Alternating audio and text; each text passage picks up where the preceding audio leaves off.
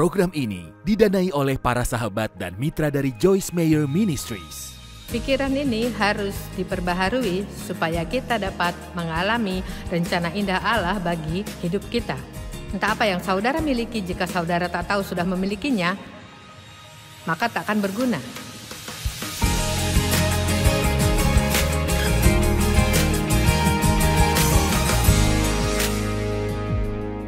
Baiklah, Bapa, terima kasih untuk firman-Mu hari ini. Dan saya berdoa agar hidup diubahkan oleh kuasa firman-Mu. Firman-Mu diurapi, dan saya percaya bahwa saat kita mengkhotbahkan sesuatu, maka ada mujizat dalam hal ini. Dan saya percaya banyak orang akan mendapat pewahyuan tentang pemikiran mereka dan bagaimana mengubahkan pikiran dan mulut mereka, dan betapa pentingnya perkataan yang mereka ucapkan. Dalam nama Yesus, amin. Baiklah ya, Alkitab mengatakan ada pikiran roh dan ada pikiran kedagingan. Saat lahir kembali, saudara terima pikiran Kristus. 1 Korintus 2 ayat 16 berkata, kami memiliki pikiran Kristus. Dalam terjemahan Amplified dikatakan kita tidak menahan pikiran, kehendak, dan tujuan Kristus. Jadi kita punya banyak hal-hal yang luar biasa dalam kita yang terunduh saat saudara lahir kembali. Yesus datang hidup dalammu, jadi segala tentang dirinya sudah ada di hidupmu dan di hidupku. Tapi semuanya muncul sebagai benih yang harus diairi dan ditumbuhkan, dan saudara tahu Alkitab merujuk pada firman sebagai aliran firman. Yang sesungguhnya menarik jika dipikirkan aliran firman. Ya, firman Allah adalah yang memperbaharui pikiranmu, karena entah apapun milikmu, apapun yang ada dalamku, jika saya tak tahu saya memilikinya, jika saya sungguh tidak, dan ini bukan hanya pengetahuan pikiran, saudara punya pewahyuan ini, milikmu. Dan ini hanya muncul lewat belajar firman. Dari belajar firman sebagaimana saudara hari ini, namun mempelajari sendiri juga penting. Dan banyak orang berpikir mereka tidak bisa mengerti Alkitab mereka, saudara tahu. Tapi kini ada begitu banyak terjemahan Alkitab berbeda. Jika tidak bisa temukan yang saudara pahami, tentu ada alasan untuk ini. Dan kita punya segala pelajaran Alkitab online, saudara bisa dapatkan pelajaran Alkitab. Saudara tahu, saudara menyimak mereka yang mengajar firman, yang bisa menjelaskan padamu makna firman. Tapi tidak ada yang lebih penting bagi seorang percaya selain firman Allah. Ini bukan hal yang bisa saudara abaikan. Pikiran harus diperbaharui agar kita mengalami rencana baik Allah bagi hidup kita. Entah apa yang saudara miliki, jika saudara tidak tahu, maka ini tak akan menolongmu. Seseorang bisa mewariskan jutaan dolar, tapi jika tak tahu yang memilikinya, mereka akan hidup miskin. Amin. Jadi, percaya, saya memikirkan tentang betapa indahnya rasa percaya kita. Berterima kasihlah kepada Allah tiap hari atas iman yang Ia berikan padamu. Berapa banyak orang yang ada yang entah dengan alasan apapun tidak bisa percaya Allah? Saya dengar cerita seseorang tentang seorang yang agnostik karena ada hal-hal yang terjadi padanya di masa kecilnya, dan banyak orang mengalami hal-hal tak adil dan baik yang terjadi pada mereka, dan mereka tak mengerti. Jadi mereka putuskan, ya tentu tak mungkin Allah ada sehingga hal ini bisa terjadi. Tapi inilah sesungguhnya mengapa kita punya Dia yang menolong. Dalam waktu-waktu kita perlu, Allah tak pernah menjanjikan hidup yang bebas masalah. Ia hanya katakan, semangatlah, aku sudah mengalahkan dunia. Kenyataannya kesukaran tetap ada. Dalam dunia kamu menderita penganiayaan, tetapi kuatkanlah hatimu. Aku telah mengalahkan dunia. Jadi, sebelum menerima Kristus, saudara bisa berdosa dan ini tidak mengganggumu. Juga tidak untukku saat berbuat dosa sebelum terima Kristus. Saya berdosa dan tak peduli. Tapi saat lahir kembali, perang dimulai. Amin. Adakah yang akrab dengan perang ini? Kita prajurit dalam tentara Allah, dan senjata kami dalam perjuangan bukanlah senjata duniawi, melainkan senjata yang diperlengkapi dengan kuasa Allah yang sanggup untuk meruntuhkan benteng-benteng. Jadi hal terbesar yang perlu kita lakukan adalah belajar bagaimana berpikir seperti Allah, dan satu-satunya cara melakukannya adalah dengan tahu firman Allah. Dan lihat, ini kesalahan untuk berpikir, ya saya tak bisa ubah pikiranku. Ya, jika kau tak bisa, takkan ada yang bisa. Dan saat Alkitab katakan buanglah pikiran jahat, artinya saat Roh Kudus membuatmu sadar saudara memikirkan hal yang tidak sesuai dengan firman Allah, maka gantikanlah dengan pikiran yang benar. Amin. Dan yang kutemukan sungguh efektif adalah saudara tak bisa pikirkan satu hal dan katakan hal yang lain. Jadi itulah mengapa memperkatakan firman sungguh penting. Karena saat saudara tahu firman, Alkitab katakan yang beroleh firmanku, biarlah menceritakan firmanku itu. Oke, jadi saya sungguh kesulitan mempercayai bahwa Allah mengasihiku tanpa syarat. Karena semua orang yang pernah menyatakan kasih menyakitiku. Jadi saya tiba di titik di mana saya tahu dalam pikiranku tahu Allah mengasihiku, tapi belum tiba di dalam sini.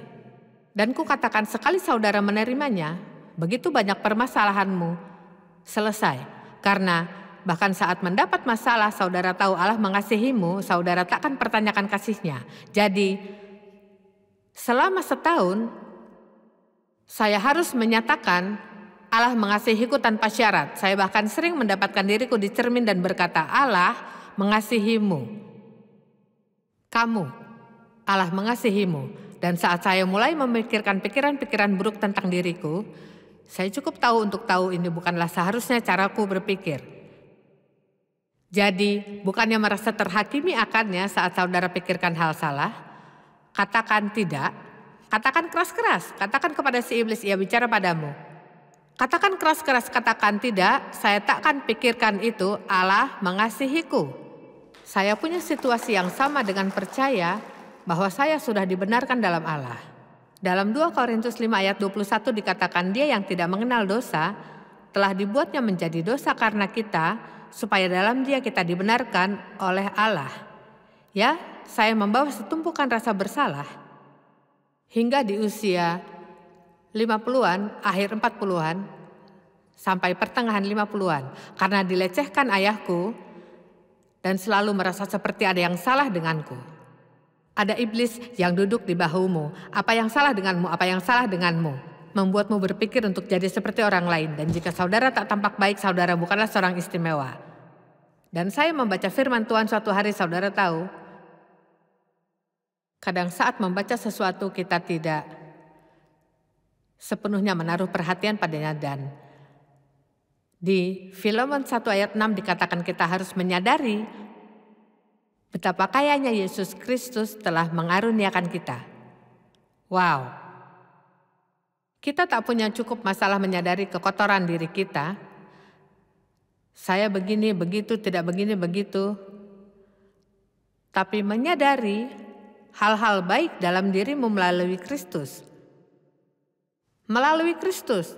Hal-hal ini bukanlah hal yang layak kita terima, tapi melalui Kristus, dan saya tak perlu tahu hal-hal ini untuk masuk surga. Saudara terima Kristus sebagai juru selamatmu, sungguh-sungguh percaya ia mati bagimu. Saudara percaya itu, dan disitulah keselamatanmu, itu anugerah dari Allah. Tidak ada hubungannya dengan perbuatanmu. Tapi jika ingin nikmati hidupmu di sini, ayo, saudara bisa jadi orang Kristen menyedihkan,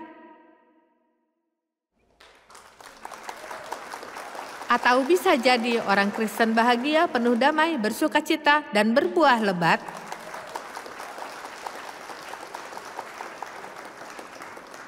Dan ini ditentukan lewat belajar bagaimana berpikir dan berkata-kata benar dan sungguh percaya. Maksudku sungguh percaya apa yang firman Allah katakan tentangmu. Jadi, saya selalu berpikir apa yang salah denganku, apa yang salah denganku.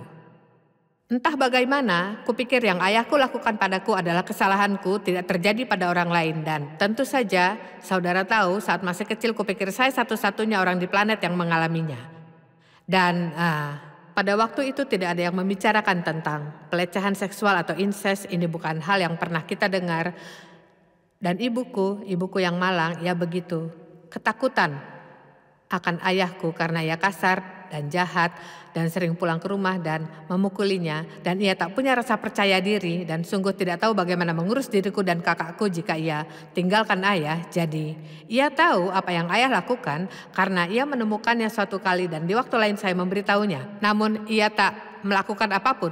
Jadi saya dilecehkan ayahku, ditinggalkan oleh ibuku, jadi saya selalu berpikir ada yang salah denganku. Lalu ku dengar pengajaran ini. Kurasa Kenneth Copeland adalah orang pertama yang mengajar tentang kebenaran. Dan maksudku, kupikir adakah cara yang memungkinkan agar ini benar? Bisakah aku dibenarkan dengan Allah? Kebenaran Allah dalam Kristus. Ya, ku baca ini. Setuju dengannya, tapi belum tiba di sini. Dan satu-satunya cara sampai ke hati adalah lewat pengulangan. Pikiranmu harus diperbaharui ke titik di mana sampah-sampah itu tak masuk lagi. Nah, saya akan menceritakan sebuah kisah pendek dan saya tak bermaksud menakutimu. Berapa banyak saudara tahu ada satu iblis dan ada banyak setan? Ia punya setan-setan pembantu. Sama seperti ada Allah dan para malaikat membantunya, ada iblis dan setan-setan ya. Allah mulai mengajarkanku hal tentang dibenarkan dengannya. Dan saya tak sepenuhnya mempercayainya.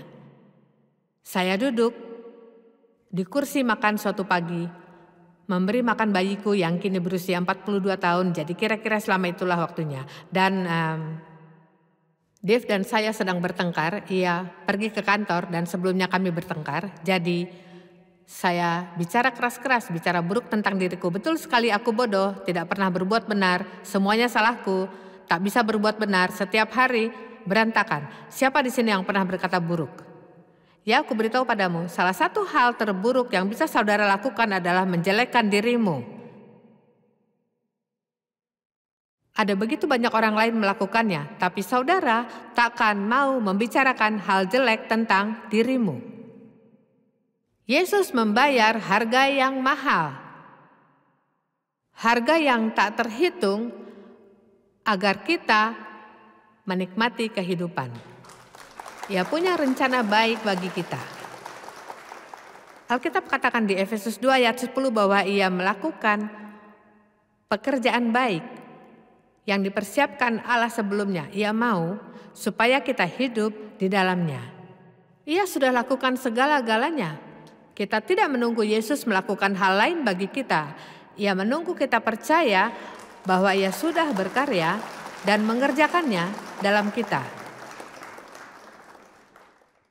Jadi, kukatakan ini sampai saudara bisa berhenti merasa buruk tentang dirimu dan sungguh mulai percaya bahwa Allah mengasihimu tanpa syarat dan ia sudah membenarkanmu di dalamnya. Kita memang masih lakukan hal salah, tapi ada perbedaannya. Lihat, kita tidak menuruti keinginan daging. Jadi saya dibenarkan dalam Kristus, saya lakukan kesalahan, namun menyesal melakukannya. Saya mengasihi Allah, saya tak ingin melakukan kesalahan dan ingin terus bertumbuh dan terus berubah. Tahukah saudara saat duduk di sini saudara sedang tumbuh? Kecuali saudara menolakku dan tidak mendengarkan sedikit pun. Dan ini cukup sulit dilakukan karena saya berisik. Saudara harus mengasihi dirimu sebelum bisa menyukai orang lain. Saudara tak bisa menyalurkan yang belum saudara punya. Jadi Allah memberimu segala yang saudara butuhkan, ia menaruhkan kasih di dalammu agar saudara bisa menerima kasih itu dan mengalirkannya melaluimu ke orang lain. Mengapa di dunia ini Allah memberitahu kita melakukan hal benar jika ia tak taruhkan kebenaran dalam kita. Saya tak bisa lakukan yang benar jika tidak punya kebenaran dalamku. Amin. Semua buah roh ada dalam kita. Bagaimana bisa saya lakukan hal baik jika kebaikan tak di dalamku? Jadi saudara harus percaya bahwa hal ini ada dalammu oleh anugerah Allah dan melakukannya tak selamatkan kita. Tapi ini yang menentukan hidup seperti apa yang saudara akan jalani. Dan berapa banyak saudara merasa ingin menikmati hidup lebih lagi dari sebelumnya. Amin. Oke. Berapa banyak saudara tidak mengasihi diri sebagaimana seharusnya? Baiklah. Nah, kita akan mulai kerja. Amin. Percayalah. Saat saudara sudah mengerti ini sederhana, tapi kebenaran ini mungkin pernah kunyatakan dan masih saja, entah masih setiap hari, tapi hanya sedikit hari-hari di mana saya tak katakan keras-keras, saya dibenarkan dalam Kristus. Dipisahkan dan dikuduskan oleh darah anak domba. Tidak ada senjata yang dihunuskan padaku akan berhasil. Setiap lidah yang menantangku dalam penghakiman akan kutunjukkan salah. Aku ini kepala bukan ekor. Maksudku ambil 3-4 menit beberapa kali sehari, mengakui firman, dan segera saudara akan pikir, kau tahu, saya percaya ini. Nah, saudara bukan hanya mendengar khotbah, saudara bukan hanya baca dari buku, tapi ini seperti, ya, saya sudah dibenarkan dalam Allah. Saya tak harus selalu merasa bersalah. Saat berdosa, bertobatlah, Allah mengampunimu, saudara lanjut melakukan urusanmu. Di Yesaya, kupikir pasal 43 ayat 25, dikatakan, Allah mengampuni kita demi dirinya. Saya suka ini. Ia lakukan ini untuk dirinya sendiri, dan inilah mengapa ia ingin kita mengampuni orang lain bagi diri kita. Sesungguhnya bukan untuk mereka. Mereka bahkan bisa tak peduli apakah saudara ampuni atau tidak, tapi ampunilah demi dirimu sendiri. Karena Allah tak ingin saudara membawa beban itu bersama saudara dan mengecaukan seluruh hidupmu karena saudara marah pada seseorang atas perbuatan mereka padamu.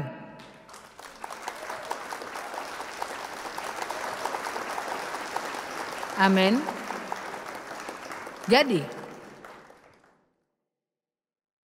saudara sudah punya pikiran kedagingan sebelum saudara lahir kembali.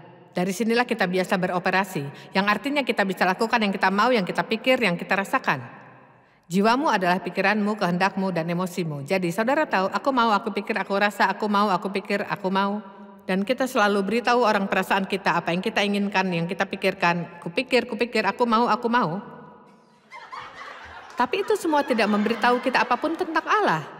Lalu saat kita lahir kembali, ada pikiran rohani ini. Tapi harus diperbaharui, harus dibangunkan dan dihidupkan, dan diberi makan firman Allah secara rutin. Jadi, kini saat mendapat pikiran Kristus, saudara dapat roh yang baru dan roh Allah ada dalammu, di mana saat berdosa saudara jadi tak nyaman. Karena ada sesuatu di dalammu yang mengganggumu. Dan rasanya, saudara jadi tidak tahu mengapa saudara merasa rasanya berat sekali bagiku. Dan saya merasa sedih dan kehilangan sukacita dan tidak punya damai dan penuh depresi. Dan biasanya kita bahkan tidak sadar, ini karena tahukah saudara mendengarmu bicara pun bisa menyedihkan. Saudara sibuk bergosip tentang seseorang. Dan lihatlah rasanya setelah itu. Kita tak bisa lakukan itu dan merasa baik. Saat menceritakan kebaikan orang, maka saudara merasa baik. Saat menyatakan keburukan orang, saudara tua yang saudara tabur. Amin. Jadi, terjemahan Amplified di Roma 8 ayat 6 berkata bahwa keinginan daging adalah maut, keinginan dan maksud tanpa Roh Kudus.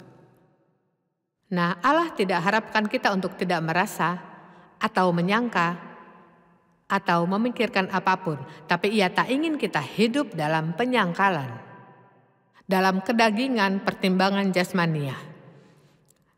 Dan di Yakobus, Ia bicara tentang menjadi pelaku firman dan dikatakan jika hanya mendengar firman dan tidak melakukan, maka saudara tertipu dengan mempertimbangkan yang bertolak belakang dengan kebenaran. Saya lemparkan hal ini padamu sekaligus, tapi saya ingin banyak fokus pada pertimbangan. Karena pertimbanganlah yang sering membawakan kita masalah. Jadi, ku beritahu saudara mengapa ada baju di sini, lalu kita akan jauhkan ini dari panggung agar semua berhenti bertanya. Dan ini akan membantumu memahami yang kukatakan.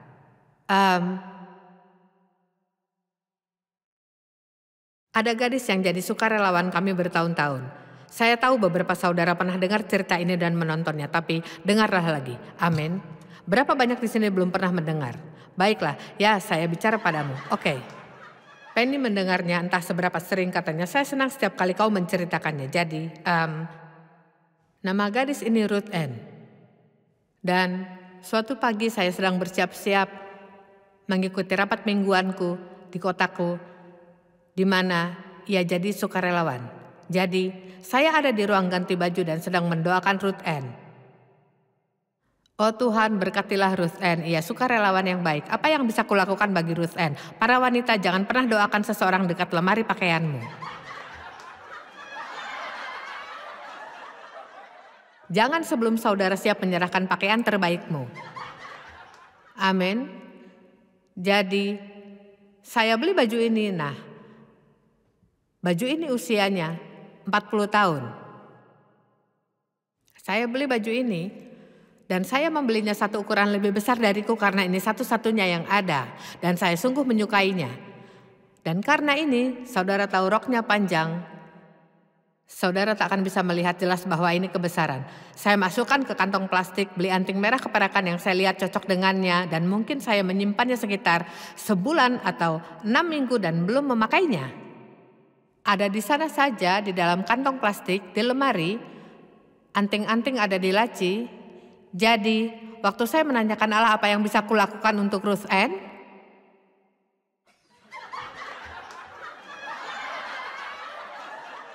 kupikir tidak. Tidak. Nah, ini suatu pelajaran. Saya mempertimbangkan karena tidak mau taat. Jadi saya bimbang karena tentunya Allah tak akan memberitahuku untuk memberikan baju itu karena baru saja dibeli. Nah, jika saya sudah memakainya 40 kali dan merobeknya entah di mana, saya tak akan peduli. Ayo, apakah saudara mengerti? Saudara paham ini? Jadi, maksudku, pertimbangan yang beroperasi di dalam pikiran kedagingan dapat membawamu pada masalah, dan inilah yang harus saudara pahami. Allah tak pernah mencoba ambil apapun dari kita.